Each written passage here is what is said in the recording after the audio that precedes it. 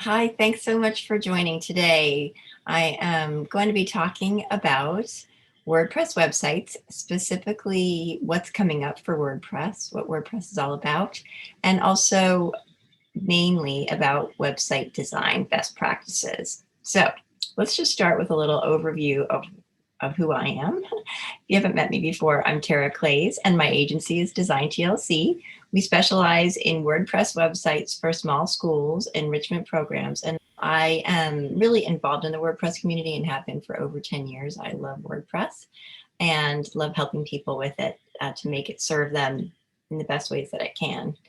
I'm also the co-host of the Mindful School Marketing podcast. I'm a mom and runner and cyclist. I live outside of Washington, D.C., and I love productivity tools. In our last session, last month in May, someone asked to talk about the future of WordPress. So I want to just take a brief moment just to talk about where WordPress is and where it's going. WordPress powers about 40% of all websites in the world, which is pretty huge. It is a content management system, which means you don't need to have separate software for it. As you probably know, if your website is built with WordPress, you can just log into it on the web and you don't need any special tools or anything to use it.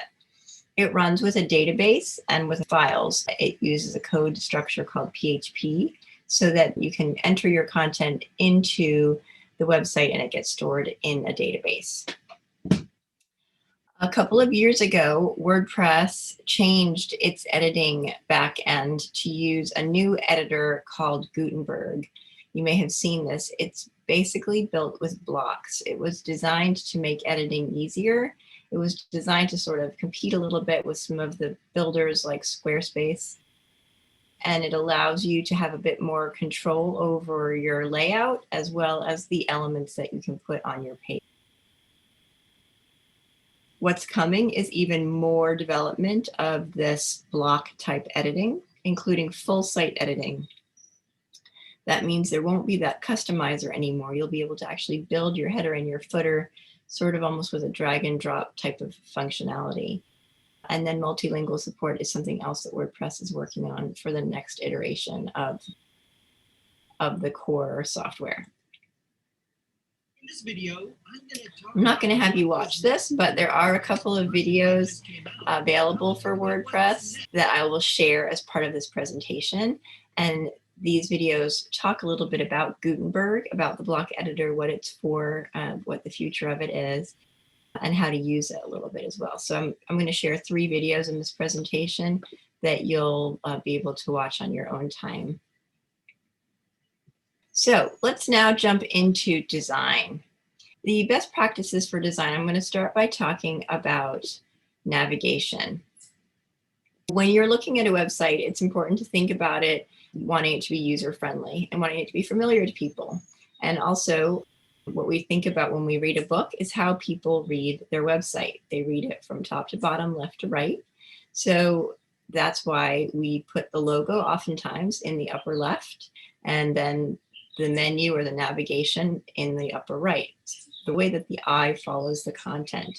So keeping that in mind and also thinking about what content is above the fold or what people first see when they load the page. Those are important things to think about to have a professional looking website. You don't want to burden this top section of your website with too much information and make it too busy.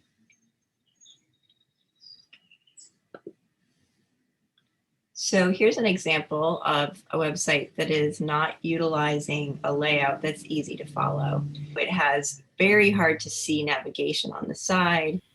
It's very busy. It doesn't have any kind of focus, doesn't start your eye to the left and move it to the right.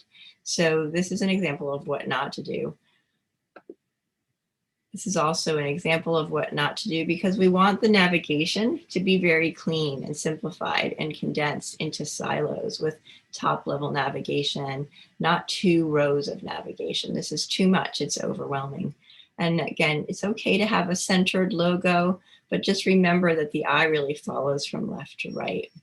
So let's look at an example of a website that we like, where we have a very clean there with a nice name in the left, and then we move to the right and we see in the upper right a search bar and quick links and a very nice simple navigation, and then a photo, and there is a call to action there that you can't see. Here's an example of how we then take all of that navigation and we put it into what's called a mega menu, which makes the site very usable and very professional looking.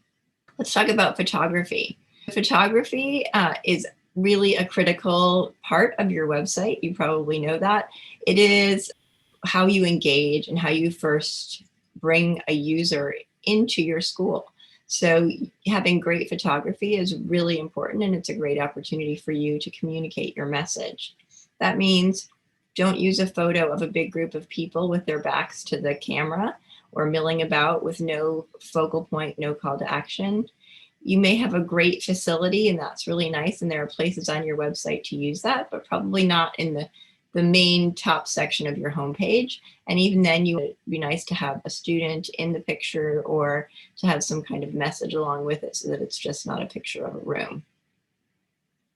When you do have close-up pictures of a child or of a student or a teacher, think about the quality of the photo. And if you're cropping out the background like this, there are tools that can do a better job that don't make it look so choppy. And also think about what the expression is on your subject's face and if it looks like they're happy. And then think about the placement of the other content that's interacting with your photograph. This is a beautiful photo. Unfortunately, they didn't think about the placement of the button and where it would be with the photograph. So whether you're using a carousel and photos are rotating through and you have a button, test it and make sure that your button placement is not interfering with your photography. Here's an example of a couple of really engaging photographs that give you a message, that give you a feeling, and make you feel happy, and they're making eye contact with the camera, and the message can be communicated clearly within that photographic space. After photography, we talk about color. You want to think about your logo and what colors are in your logo and coordinating with that, and having a simple color palette, not like this. Think about people's computer screens have all different resolutions. You want to shy away from really bright neon colors and use a tool like in Canva, there's a color palette tool where it will give you complementary colors or some examples that you can actually copy of palettes that are nice and that you can look to match your logo. You can actually take a color from your logo and put it into the Canva color palette generator, and it will show you some color palettes using that color. Here we have colors that are complementary and that really make the website look nice, and you can have a color that really pops as an accent without having to have a bright neon color. Here we have an example of seeing a neon color and how it can be blurry and hard to see. But also fonts. Fonts can really make a difference in how professional your website looks.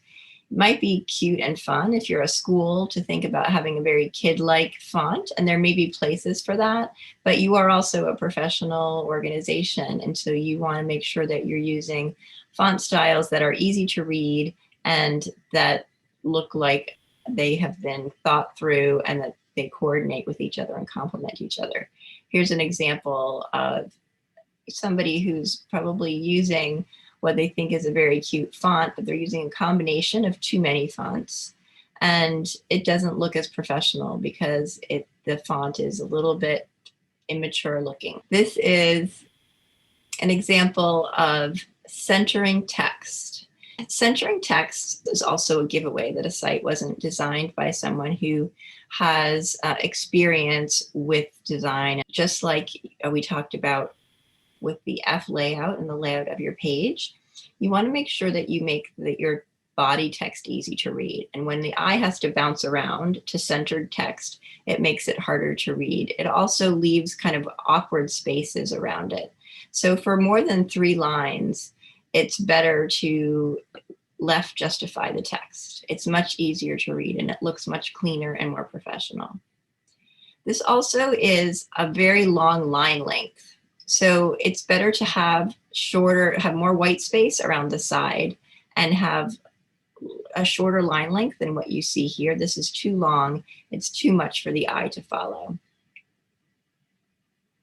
Those are some examples of some very basic things that you can check on your website and see if you have a professional looking website based on a couple of these qualities. I hope this is helpful, and I look forward to seeing you at our next Lunch and Learn on August 19th.